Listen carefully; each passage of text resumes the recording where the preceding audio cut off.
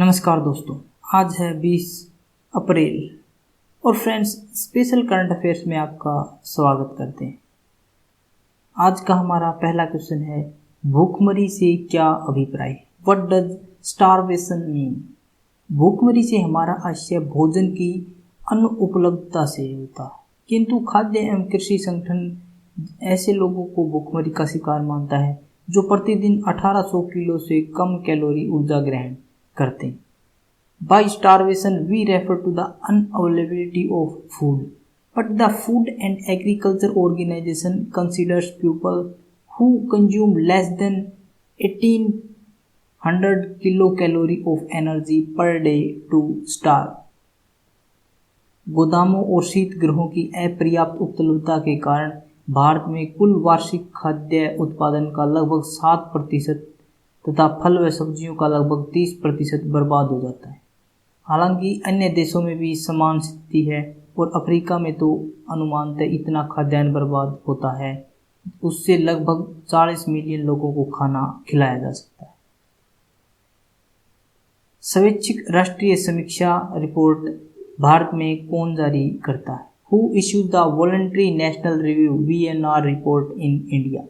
नीति आयोग। नीति आयोग द्वारा स्वैच्छिक राष्ट्रीय समीक्षा रिपोर्ट जारी की जाती है। VNR यानी कि इस समीक्षा रिपोर्ट के स्वैच्छिक रूप से देशों द्वारा स्वयं ही तैयार की जाती है, जिसका उद्देश्य सतत विकास एजेंडा को लागू करने में मिली सफलताओं और चुनौतियों समेत इस संबंध में प्राप्त सभी अनुभवों को साझा करने की सुविधा प्रदान करता है। सतत विकास लक्ष्य एक अर्थात गरीबी की समाप्ति है, जिसका लक्ष्य गरीबी को इसके सभी रूपों में हर जगह से समाप्त करना। VNR रिपोर्ट में प्रस्तुत अनुमान जुलाई 2019 बहुआयामी गरीबी सूचकांक यानी कि मल्टी डायमेंशनल पॉवर्टी इंडेक्स के आधार पर तैयार किए गए थे। बहुआयामी गरीबी सूचकांक क्या होता है? What is the multi dimensional poverty index? तो बहुआयामी गरीबी सूचकांक में गैर आय आधारित आयामों के आधार पर गरीबी का मापन किया जाता है ताकि गरीबी और अभाव की स्थिति का अधिक व्यापक मूल्यांकन किया जा सके। In the multi dimensional poverty index, poverty is measured on the basis of non income based dimensions so that A more comprehensive assessment can be made of the condition of poverty and scarcity. इस सूचकांक को संयुक्त राष्ट्र विकास कार्यक्रम और Oxford गरीबी एवं मानव विकास पहल द्वारा विकसित किया गया है। इसे UNDP के मानव विकास रिपोर्ट कार्यालय द्वारा प्रकाशित किया जाता है, जो 3 आयामों और 10 संकेतकों की वाचनाओं पर आधारित है। शुद्ध UV सैनिटाइजर किसके द्वारा विकसित किया गया? The pure UV sanitiser is developed by which? तो researchers from Indian Institute of Technology Kanpur, भारतीय प्रौद्योगिकी संस्थान कानपुर के शोधकर्ताओं ने विकसित किया है शुद्ध UV सैनिटाइजर। कमरे को कीटाणु रहित करने के लिए शुद्ध अल्ट्रावायलेट सैनिटाइजिंग उपकरण विकसित किया है। इसका पूर्ण नाम smartphone operated handy ultraviolet disinfection helper. IIT Kanpur के शोधकर्ताओं द्वारा विकसित यह डिवाइस मात्र 15 मिनट में 10 बाई 10 वर्ग फुट के कमरे को कीटाणु रहित करने में सक्षम है। एक एंड्रॉयड ऐप के माध्यम से अपने स्मार्टफोन के जरिए इस उपकरण को चालू अथवा बंद किया जा सकता है। इसकी गति और स्थान को दूर से ही नियंत्रित किया जा सकता है। विश्व युवा कौशल दिवस कब मनाया जाता है? When is World Youth Skill Day celebrated? तो 15 जुलाई 15 जुलाई को world youth skills day celebrated किया जाता है। इस दिवस का आयोजन मुख्यतः युवाओं को रोजगार एवं उद्यमिता के कौशल से युक्त करने के रणनीतिक महत्व को पहचानने के उद्देश्य से किया जाता है। यह दिवस वर्तमान और भविष्य की वैश्विक चुनौतियों के समाधान में कुशल युवाओं की महत्वपूर्ण भूमिका को भी उजागर करता है। यूनेस्को के अनुमान के अनुसार विश्व के लगभग 70% शिक्षार्थी शिक्षा के स्तर पर कोविड-19 के कारण विद्यालय बंद होने से काफ़ी अधिक प्रभावित हुए। विश्व युवा कौशल दिवस की स्थापना संयुक्त राष्ट्र महासभा द्वारा 11 नवंबर 2014 को की गई थी। फ्रेंड्स, अगर आपको banking, SBI clerk, SBI PO, IBPS clerk, IBPS PO और किसी भी बैंक के लिए करंट अफेयर प्रिपेयर करनी है तो आप यहाँ से इजीली कर सकते हैं।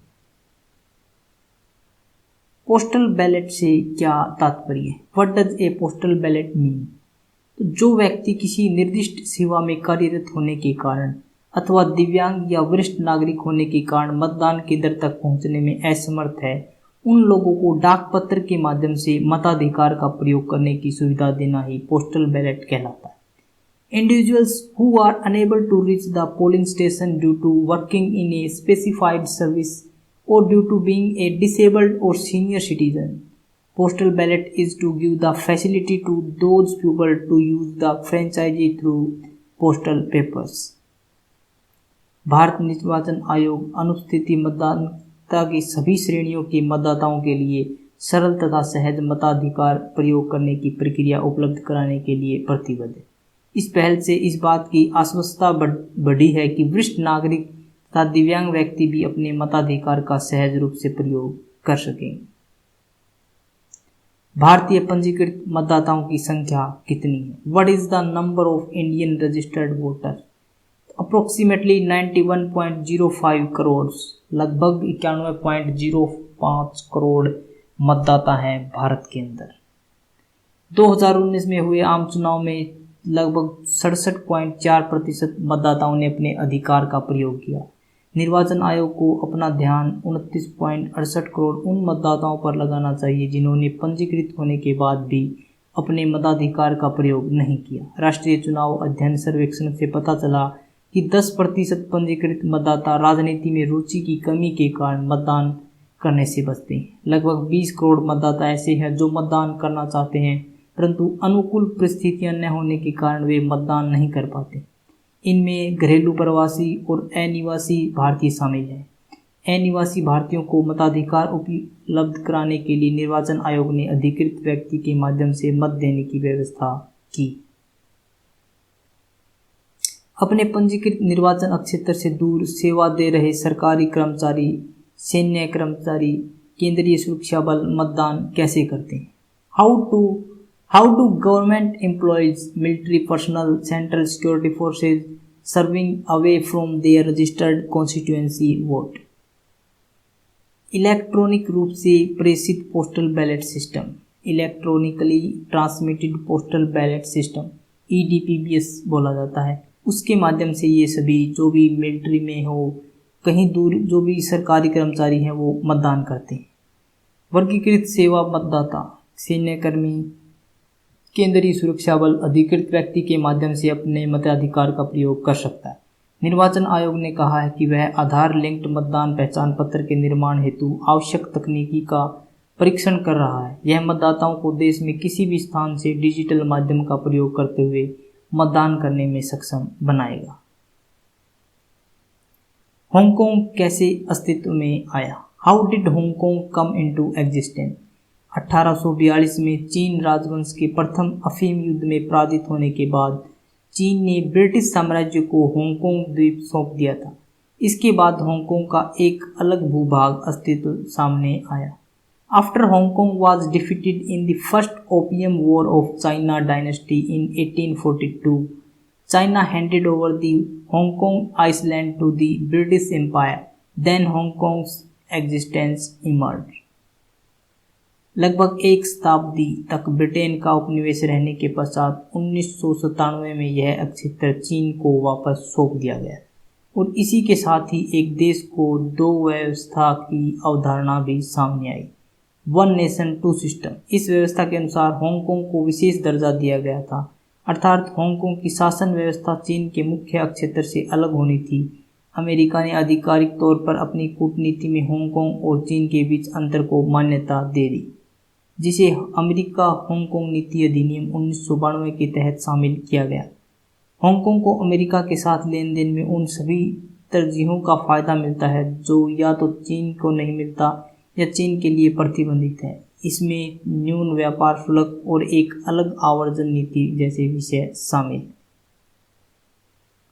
अगर आप किसी अच्छी चीज को हासिल करना चाहते हैं जो आपके पास पहले कभी नहीं थी, तो आपको कुछ ऐसा करना पड़ेगा जो आपने पहले कभी नहीं किया। ऐसी चीज़ जो आज तक आपको नहीं मिली, ऐसा आपका लक्ष्य जो आज तक आपने हासिल नहीं किया, ऐसी सफलता जो आज तक आपको नहीं मिली है। वह क्यों नहीं मिली? क्योंकि आपने कुछ अलग नहीं किया हो। अगर आपको ऐसा करना है तो आपको पहले से कुछ अलग करना होगा।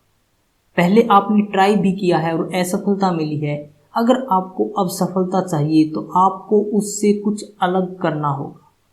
अगर आपको कुछ खास चाहिए तो आपके लिए उसको खास मेहनत भी करनी पड़ेगी।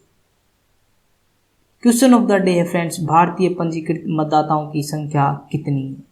ऑप्शन ए है 67.5 crore, option B 91.05 crore, option C 78.5 crore और ऑप्शन डी 82.5 करोड़। तो कितनी भारतीय पंजीकृत मतदाताओं की संख्या है?